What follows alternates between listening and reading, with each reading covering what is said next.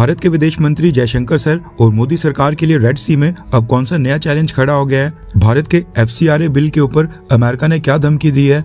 अमित शाह के बिल में ऐसा क्या है जो अमेरिका को पसंद नहीं आ रहा है? बांग्लादेश की सरकार ने भारत के रिस्पांस के बाद क्या गाइडलाइंस जारी की हैं और most important international news channels के ऊपर क्या रिस्ट्रिक्शंस लगा दी गई हैं? काफी सारी इंपॉर्टेंट खबरें आ रही हैं जो भारत के ऊपर भी इम्पैक्ट डालेंगी, इसलिए वीडियो को एंड तक देखिएगा। सबसे पहले हम बात करते हैं रेड सी के बारे में, क्योंकि एक बार फिर अमेरिका और ईरान की लड़ाई का नुकसान भारत को उठाना पड़ गया है। 2 दिन पहले हम खुशी मना रहे थे कि भारत के 2 crude oil tanker ships red sea और बाब अल मंदाब स्ट्रेट को क्रॉस कर भारत की तरफ आ गए हैं और हुदीस ने इनके ऊपर हमला नहीं किया था।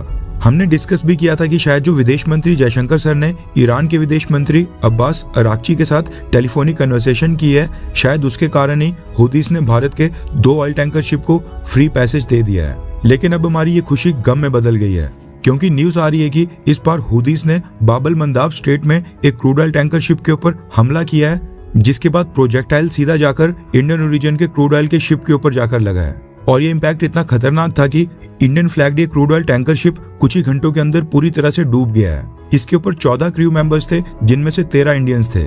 और न्यूज आ रही है कि सभी क्रू मेंबर्स को यमन की अथॉरिटीज, यमन की कोस्ट गार्ड की मदद से रेस्क्यू कर लिया गया है। यानी सभी क्रू मेंबर्स फिलहाल के लिए तो सेफ हैं। शिपिंग मिनिस्टर सर्बानंदा सोनोवाल ने खुद ही कंफर्म करके बताया है कि कैजुअलिटीज या फिर इंजरीज नहीं हुई हैं।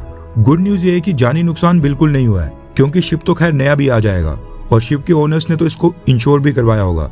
लेकिन सबसे इंपॉर्टेंट बात यह है कि इस ऑयल टैंकर शिप के ऊपर सऊदी अरब से परचेज किया हुआ क्रूड ऑयल था, इसलिए हुदीस ने इसके ऊपर हमला किया। हुदीस ने इससे पहले अनाउंस किया था कि सऊदी अरेबिया के ऑयल वाले शिप्स को हम बाब अल मंदाब स्ट्रेट से क्रॉस होने नहीं देंगे, लेकिन फिर भी ये शिप स्ट्रेट को क्रॉस करने की कोशिश कर रहा था। भारत के पहले 2 ऑयल टैंकर शिप सेम इसी रूट को क्रॉस कर पिछले हफ्ते भारत आए हैं। मे बी MSV फैज नूरी ओलिया शिप के ओनर्स को लगा होगा कि हुदीस हमला नहीं कर रहे हैं, इसलिए ये भी क्रॉस कर जाएगा।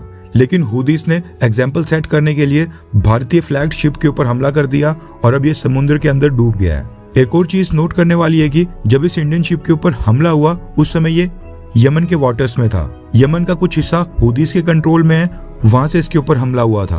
और जो हिस्सा यमन की सरकार और कोस्ट गार्ड के कंट्रोल में है, वहां से रेस्क्यू टीम मदद करने के लिए भी आ गई। दोनों चीजें एक ही देश की टेरिटरी से हुई हैं। अब यहाँ पर भारत की सरकार को कोई ना कोई स्ट्रिक्ट एक्शन तो लेना बनता है, क्योंकि भगवान की कृपा से इस बार तो जानी नुकसान नहीं हुआ, सारे क्रू मेंबर्स सेफ हैं। लेकिन अगर इन केस क्रू मेंबर्स की जान जाती तो उसका जिम्मेदार कौन होता? ईरान, अमेरिका, उसके बाद यूक्रेन, फिर रशिया, इन सब ने तो इंडियन क्रू मेंबर्स वाले शिप के ऊपर हमले किए, इंडियंस की जान भी गई। ये तो चलो फिर भी वॉर फेस कर रहे हैं, लेकिन यहाँ पर एक आतंकी संगठन भी अब हमारे शिप के ऊपर हमले कर रहा है, और एक ऐसा आतंकी संगठन जो कि ईरान का प्रॉक्सी है, ईरान के इशारों के ऊपर नाचता है। अब क्या हम इसके हमले भी सहन करेंगे? समय आ गया कि मोदी सरकार और जयशंकर सर कुछ कंक्रीट स्टेप उठाएं, क्योंकि पानी अब सच में सर से ऊपर जा रहा है। आपको क्या लगता है कि हुदीस को मैसेज भेजने के लिए भारत की सरकार क्या स्टेप उठा सकती है? नीचे कमेंट कर अपनी राय जरूर बताएं। नेक्स्ट अपडेट आ रही है भारत और अमेरिका को लेकर, और ये FCRA यानी कि foreign contribution regulation amendment bill के बारे में, जो भारत की सरकार अगले कुछ ही दिनों के अंदर लाने जा रही है। अब ये जो FCRA बिल है, इसका विरोध किया है US कांग्रेसमैन ने।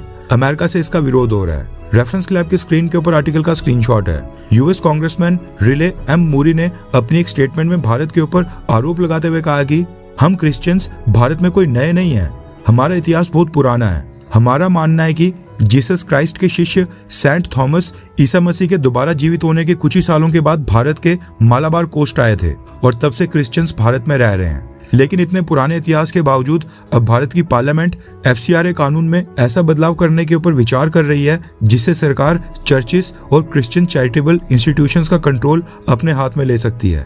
हमारे हिसाब से ये क्रिश्चियंस के खिलाफ सीधा हमला है। अगर ये बिल इसी तरह से पास हो गया तो भारत के साथ हमारे बायलैटरल रिश्ते उसमें एक बहुत ही बड़ी चिंता का मुद्दा बन सकता है। यानी इनडायरेक्टली US कांग्रेसमैन का कहना है कि FCRA कानून में अमेंडमेंट ये इतनी बुरी है कि इसके कारण अमेरिका और भारत के रिश्ते भी खराब हो सकते हैं। यानी भारत को सीधा धमकी देने की कोशिश हो रही है। अब ये जानना इंपॉर्टेंट है कि FCRA में कौन सी चीज है जो अमेरिका को पसंद नहीं आ रही है। मोटे तौर पर बात करें तो FCRA अमेंडमेंट में इसका मेन ऑब्जेक्टिव है फॉरेन फंडिंग, यानी दूसरी कंट्री से पैसा लेने वाले भारत के NGOs, भारत के अंदर जो चर्चेज हैं, ट्रस्ट और चैरिटीज हैं, इनकी जवाबदेही तय करना, इनके अंदर ट्रांसपेरेंसी और अकाउंटेबिलिटी बढ़ाना। बिल में एक प्रावधान ये भी है कि अगर किसी ऑर्गेनाइजेशन का FCRA का लाइसेंस एक्सपायर हो जाता है, लाइसेंस की डेट खत्म हो जाती है, FCRA लाइसेंस कैंसिल हो जाता है, या फिर सरकार उसको रिन्यू नहीं करती है, या फिर ऑर्गेनाइजेशन खुद ही अपना FCRA का लाइसेंस को सरेंडर कर देती है, तो फिर उस केस में पहले उस ऑर्गेनाइजेशन के सिर्फ फॉरेन फंड्स और बैंक अकाउंट फ्रीज होते थे। जो बाहर से पैसा आया होता था उसको फ्रीज किया जाता था। लेकिन अब नए बिल में एक डेजिग्नेटेड अथॉरिटी बनाई जा रही है जो इस तरह के केसेस में जहां पर FCRA लाइसेंस को किसी भी कारण से आगे नहीं बढ़ाया जा रहा है, उस केस में फॉरेन कंट्री से आए पैसे से, यानी कि फॉरेन कंट्रीब्यूशन से जो भी भारत के अंदर प्रॉपर्टी बनाई गई होगी, जो भी एसेट्स परचेज किए गए होंगे और जो बैंक बैलेंस होगा, इन सब का कंट्रोल सरकार द्वारा डेजिग्नेटेड अथॉरिटी अपने हाथ में ले सकती है, उन्हें मैनेज कर सकती है और जरूरत पड़ने के ऊपर उनको डिस्पोज यानी कि बेच या फिर ट्रांसफर का भी अधिकार इस कमेटी को दिया गया है। फिर चाहे वो एसेट या प्रॉपर्टी कितने भी समय पहले या साल पहले बनाई गई हो, वो सरकार द्वारा डेजिग्नेटेड अथॉरिटी अपने अकॉर्डिंग उसके ऊपर फैसला ले सकती है। इसके अलावा बिल में FCRA लाइसेंस की रजिस्ट्रेशन और रिन्यूअल को भी और भी स्ट्रिक्ट बना दिया गया है। फॉरेन कंट्री से आने वाले फंड्स का खुलासा करना और उसकी रिपोर्टिंग करने की रिक्वायरमेंट्स अब स्ट्रिक्टली कर दी गई हैं ताकि सरकार की मॉनिटरिंग स्ट्रिक्ट हो। भारत सरकार का कहना है कि ये सारे रूल्स लाने से फॉरेन कंट्री से आने वाला पैसा देश के खिलाफ या फिर गलत काम में इस्तेमाल नहीं होगा और पब्लिक अकाउंटेबिलिटी बढ़ेगी। दूसरी तरफ भारत के चर्चेस, क्रिश्चियन ऑर्गेनाइजेशंस और कई सारे NGOs का आरोप है कि इस बिल से सरकार को बहुत ही ज्यादा पावर मिल जाएगी और अगर FCRA लाइसेंस किसी भी टेक्निकल या पेपर वर्क की वजह से भी लैप्स हो जाता है तो स्कूल्स, हॉस्पिटल्स, चर्चेस या इस तरह के एसेट्स जो चैरिटी और फॉरेन कंट्रीब्यूशन के फंड से बने हैं, इनको सरकार अपने अंडर ले सकती है। इसलिए भारत में भी कई सारे Christian groups, NGOs, civil societies और इवन ऑपोजिशन पार्टीज ने भी FCRA अमेंडमेंट का विरोध किया है। सरकार का कहना है कि जो ऑर्गेनाइजेशन भारत के कानून के हिसाब से काम कर रही है, भारत के खिलाफ कोई भी गलत काम नहीं कर रही है, उन्हें परेशान होने की जरूरत नहीं है और ये बदलाव सिर्फ ट्रांसपेरेंसी, कंप्लायंस और मिसयूज रोकने के लिए किए जा रहे हैं। नेक्स्ट अपडेट आ रही है भारत और बांग्लादेश को लेकर। न्यूज निकल कर आ रही है कि बांग्लादेश की former prime minister Sheikh Hasina, ये जो आज भारत में प्रेस कॉन्फ्रेंस करने वाली हैं, उसको भारत की सरकार ने ग्रीन सिग्नल दे दिया है। बांग्लादेश की रिक्वेस्ट के बावजूद भारत ने शेख हसीना की प्रेस कॉन्फ्रेंस को रोकने से इनकार कर दिया है। रेफरेंस के लिए आपके स्क्रीन के ऊपर आर्टिकल का स्क्रीनशॉट है। भारत के विदेश मंत्रालय ने बांग्लादेश की सरकार को जवाब देते हुए कहा कि शेख हसीना जो प्रेस कॉन्फ्रेंस करने जा रही हैं, इसको प्राइवेट मीडिया एंटिटी ऑर्गेनाइज कर रही है। इसमें सरकारी मीडिया या सरकारी ब्रॉडकास्टिंग का कोई भी लेना देना नहीं है।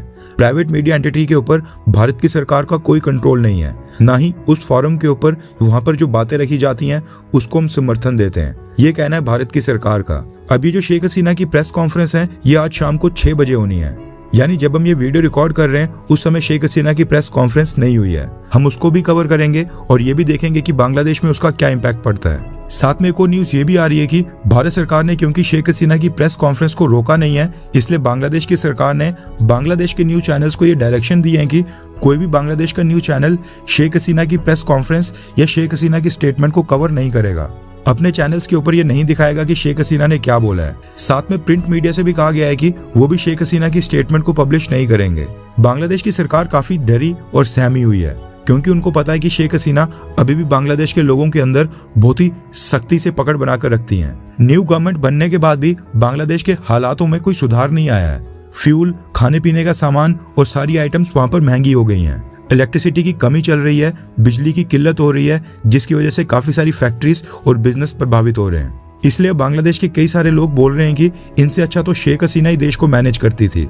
अब ऐसा नहीं हो कि शेख हसीना के पक्ष में बांग्लादेश के लोग सड़कों के ऊपर उतर आएं, शेख हसीना वापस से बांग्लादेश में अपनी पॉलिटिकल स्पेस बनाने में सक्सेसफुल हो जाएं, क्योंकि अगर ऐसा होता है तो तारिक रहमान के लिए सरकार चलाना मुश्किल हो जाएगा और दोबारा वो प्राइम मिनिस्टर नहीं बन पाएंगे। इसलिए वो शेख हसीना की स्टेटमेंट्स तक पब्लिश या ब्रॉडकास्ट होने नहीं देना चाहते हैं। लेकिन भारत सरकार तारिक रहमान को बख्शने के मूड में तो बिल्कुल नहीं लग रही है।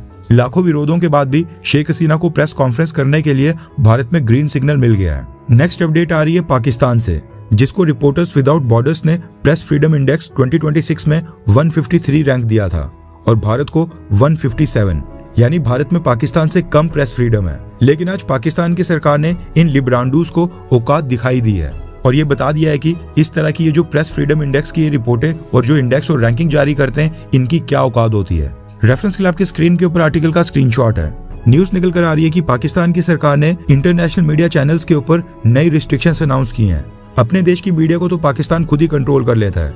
पाकिस्तान आर्मी के DGISPR की डायरेक्शंस आती हैं उन्हें बताया जाता है कि क्या रिपोर्ट करना है और क्या नहीं। लेकिन जो इंटरनेशनल मीडिया हाउसेस और फॉरेन न्यूज चैनल्स हैं, ये लगातार पाकिस्तान ऑक्युपाइड कश्मीर, बलूचिस्तान, खैबर पख्तूनवा को लेकर रिपोर्टिंग कर रहे थे और पाकिस्तान की सरकार और पाकिस्तान आर्मी के अत्याचार को एक्सपोज कर दुनिया के सामने ला रहे थे। यानी जो काम और जमीन की सच्चाई पाकिस्तान के लोकल न्यूज चैनल्स नहीं बता रहे थे, जो काम उनको करना था वो ये फॉरेन न्यूज चैनल्स कर रहे थे। लेकिन अब इनके ऊपर भी पाकिस्तान की सरकार ने रिस्ट्रिक्शंस अनाउंस कर दी हैं। पाकिस्तान की सरकार ने गाइडलाइंस जारी करते हुए कहा है कि फॉरेन कंट्रीज के जो भी मीडिया पर्सनल्स हैं वो अपनी मर्जी से पाकिस्तान के 3 शहरों में रिपोर्टिंग कर सकते हैं, इस्लामाबाद, लाहौर और कराची। अगर इन तीनों शहरों से उनको बाहर जाकर रिपोर्टिंग करनी है तो फॉरेन कंट्रीज के मीडिया चैनल्स और पर्सनल्स को पाकिस्तान की सरकार से नो ऑब्जेक्शन सर्टिफिकेट और एक तरह का पास लेना होगा।